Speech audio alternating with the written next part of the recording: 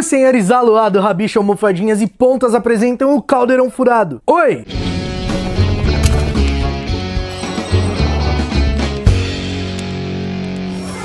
Fala aí, bruxões, beleza? Nenhum feitiço inventado até hoje permite aos bruxos voarem usando apenas recursos humanos. Existem alguns poucos animagos que se transformam em animais alados e conseguem voar, mas eles são extremamente raros. E um bruxo ou bruxo transfigurado em um animal que voa não tiraria muito proveito disso, já que uma pessoa transfigurada em animal não mantém sua consciência humana, assim como os animagos. Os únicos bruxos conhecidos até hoje que conseguiram voar sem o auxílio de nada, só com sua capacidade humana, foram Lord Voldemort e Severus Snape. Inclusive, foi o Voldemort quem criou esse feitiço, e a gente acredita que foi ele quem ensinou isso daí ao Snape. Há muitos anos já era do desejo de bruxos e bruxas voar como criaturas aladas. Mesmo quando o uso de vassouras já era comum, em 1544, um bruxo chamado Jarlath Hobart tentou criar um feitiço que o fizesse voar sem o auxílio de nada e acabou resultando na invenção do feitiço de levitação Wingardium Leviosa, muito famoso. As vassouras são artefatos tão comuns no mundo da magia que a gente nunca parou para se perguntar: por que vassouras? Qual a razão de voar em uma vassoura? Quando os bruxos começaram a usá-la? É um fato que, embora a vassoura seja de uso da maioria das famílias bruxas, em alguns lugares do mundo outros meios de transporte são utilizados, como no Oriente Médio, que é comum o uso de tapetes voadores. A grande verdade é que o uso de vassoura se deu por conta de bruxos e bruxas que queriam ficar na deles, sem levantar suspeitas de sua magia. Muito antes do Estatuto Internacional de Sigilo em Magia ser instaurado, aquela lei que obriga os bruxos a viverem escondidos dos trouxas, sabe? Então, muito antes dessa lei ser assinada, muitos bruxos e bruxas queriam ficar ali de boa, porque sabia que alguma hora poderiam ser incomodados por serem diferentes. Então, a ideia de utilizar um meio de transporte que não levantaria suspeitas pareceu bastante viável, porque se um trouxa entrasse na casa de um bruxo, não iria levantar nenhuma suspeita uma vassoura ali, já que era algo extremamente comum e todo mundo tinha. Então, por isso, os bruxos utilizam vassouras,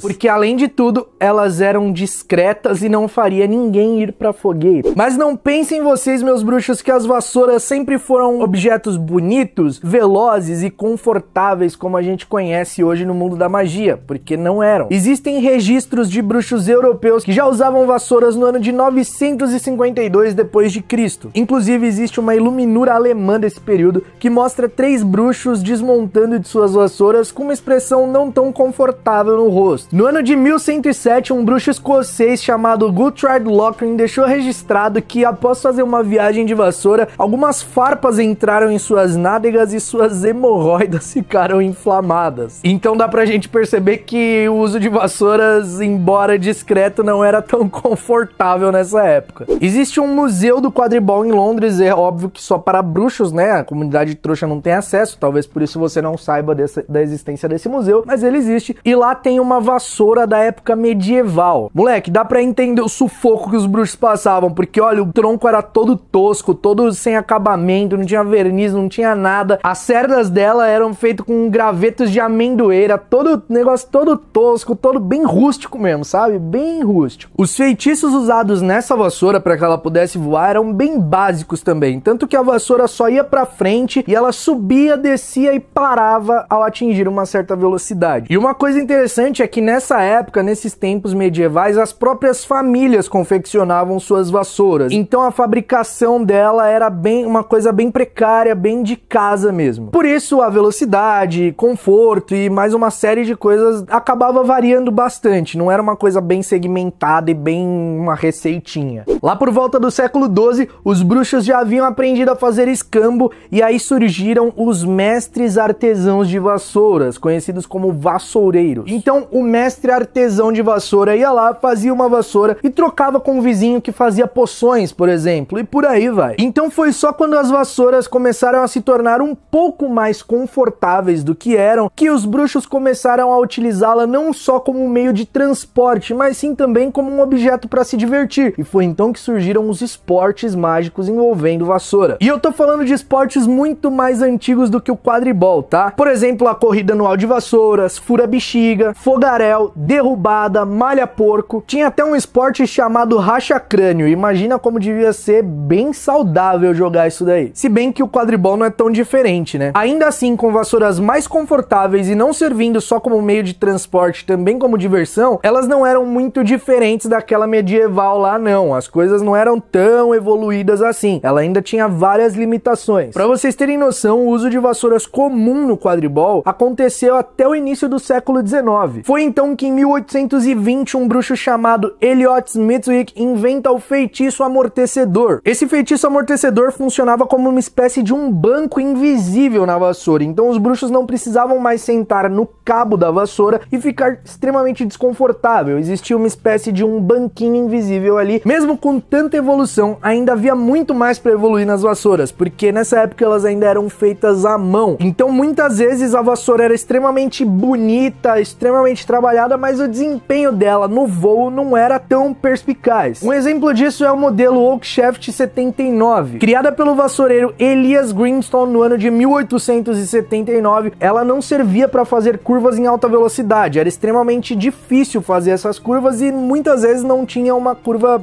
como a desejada. Então a vassoura se tornou muito impopular entre jogadores de quadribol. E como vocês devem saber, o quadribol é o esporte mais famoso do mundo bruxo envolvendo vassouras. Então o que os jogadores achavam e como eles jogavam refletia diretamente no mercado de vassouras. Mas a Oakshaft 79 não era uma vassoura ruim, tanto que foi com ela que Jocunda Sykes fez a travessia do Atlântico no ano de 1935. A Jocunda Sykes foi a primeira bruxa a realizar esse feito, né, de atravessar o Atlântico com uma vassoura, e por isso ela ganhou uma figurinha lá nos Sapos de Chocolate. Indo pro ano de 1901, um bruxo chamado Gladys Boothby lançou a vassoura de modelo Moontrimer. A grande vantagem desse modelo é que ela atingia uma altitude maior do que qualquer vassoura que já existia. Só que o Gladys fazia tudo sozinho e ele não conseguiu suprir a demanda, e aí acabou chegando um outro bruxo vassoureiro para concorrer com ele. Leonard Dukes apresentou à comunidade bruxa a vassoura Silver Arrow. Considerada uma das primeiras vassouras de corridas do mundo, a Silver Arrow atingia velocidade, tinha uma estabilidade e altura muito maior do que a Oakshaft e a Moontrimer. Mas como Gladys, o Leonard também não conseguiu suprir a demanda, e a gente está falando de um mercado de vassouras onde tinha um esporte que movimentava isso, então ele acabou ficando para trás. Então no ano de 1926, os irmãos Robert, William e Barnaby Ollerton fundam a companhia de vassouras Clean Sweep. Com o primeiro modelo intitulado de Clean Sweep One, eles fizeram vassouras numa quantidade absurda jamais vista antes para ser comercializada, e foi a primeira vassoura de uso exclusivo para o esporte. Talvez você se lembre que Fred e George tinham vassouras Clean Sweep 5 e o Ron teve uma Clean Sweep 11 lá no ano de 1995. A Clean Sweep 11 foi a última vassoura lançada pela companhia Clean Sweep. Só que como todo mercado que a gente conhece, quando tem alguém liderando, chega alguém na concorrência, e foi o que aconteceu quando dois jogadores do time de quadribol Falcões de Felmont decidiram lançar sua linha de vassouras. Randolph Kate e Basilio Orton fundaram a companhia de comércio Comet e lançaram o modelo de vassoura Comet 140. A vassoura recebeu esse nome porque antes eles testaram 139 modelos de vassoura para poder lançar finalmente a deles. A Comet trazia uma novidade exclusiva patenteada pelos jogadores, que era um feitiço de freagem que só eles sabiam, que eles tinham criado. Isso, claro, foi uma grande vantagem para os jogadores que não passavam de grandes extremidades no campo. Então logo a Comet se tornou a vassoura preferida entre os jogadores de quadribol, e a briga entre Clean Sweep e Comet era muito grande, porque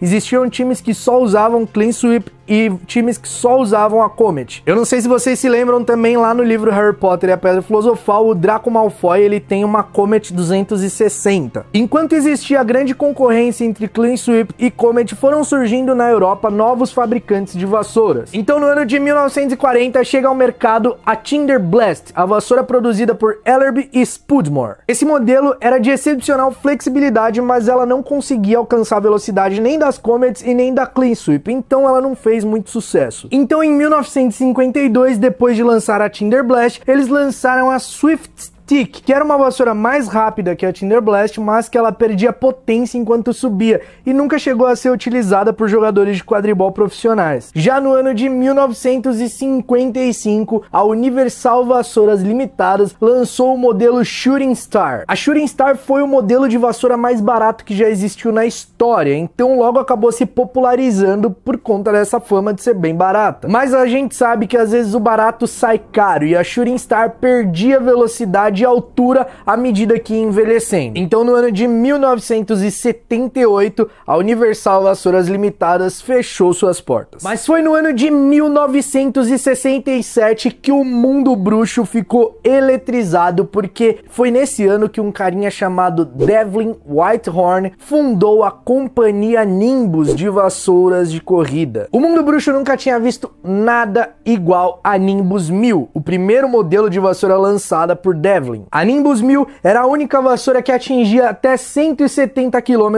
por hora e fazia um giro de 360 graus em torno de um ponto fixo no ar. Sem contar que ela trazia a confiabilidade da Oakshaft 79 e a facilidade de manejo das Clean Sweep. A Nimbus tornou-se imediatamente a queridinha dos jogadores de quadribol profissional e logo a maioria dos times estavam montados em Nimbus 1000. E durante um bom tempo foi a Nimbus quem liderou o mercado de vassouras, porque os seus modelos Nimbus 1000, Nimbus 1001, Nimbus 1500, Nimbus 1700, Nimbus 2000 e Nimbus 2001 não tinha pra ninguém. Nenhum concorrente conseguia fazer vassouras melhores do que essas. Não preciso te lembrar que o Harry teve uma Nimbus 2000 lá no primeiro ano dele em Hogwarts, né? E que o Draco e o time da Sonserina inteiro tiveram Nimbus 2001. Já no ano de 1990, os bruxos Flight e Barker lançaram o modelo Trigger 90, tentando superar as Nimbus. Só que a galera começou a descobrir que as Trigger 90 acabavam empenando quando atingiam certa velocidade. Isso fez com que a Trigger ganhasse a má reputação de que era comprada por bruxos que tinham mais galeões do que bom senso. E por fim, no ano de 1993, chega ao mercado a Firebolt, a vassoura mais rápida do mundo fabricada até hoje. Bom, pelo menos é o que se tem em registro, porque ela foi lançada em 1993. Tenho certeza que hoje deve existir uma vassoura superior à Firebolt. Depois que a Firebolt foi lançada lá em 1993, a Nimbus sentiu o impacto, porque logo no ano seguinte, em 1994, Copa Mundial de Quadribol, a maioria dos jogadores estavam montados em Firebolts. A própria seleção da Irlanda inteira estava usando essa vassoura. Eu também nem preciso lembrar que o Harry ganha uma Firebolt do seu padrinho em 1993, né? Então é isso, meus bruxos, eu espero que vocês tenham gostado de saber como que surgiram as vassouras de uma ideia de se transportar de um local para outro e poder guardar de forma discreta a grandes modelos lançados para o uso em esportes bruxos. Eu acho essas histórias simplesmente sensacionais. Grande parte do conteúdo deste vídeo foi tirado do livro Quadribol através dos séculos, livro oficial do mundo mágico de Harry Potter. Se você gostou, deixa o seu like nesse vídeo porque vai me ajudar pra caramba. A gente se vê no próximo vídeo e até lá, mal feito feito.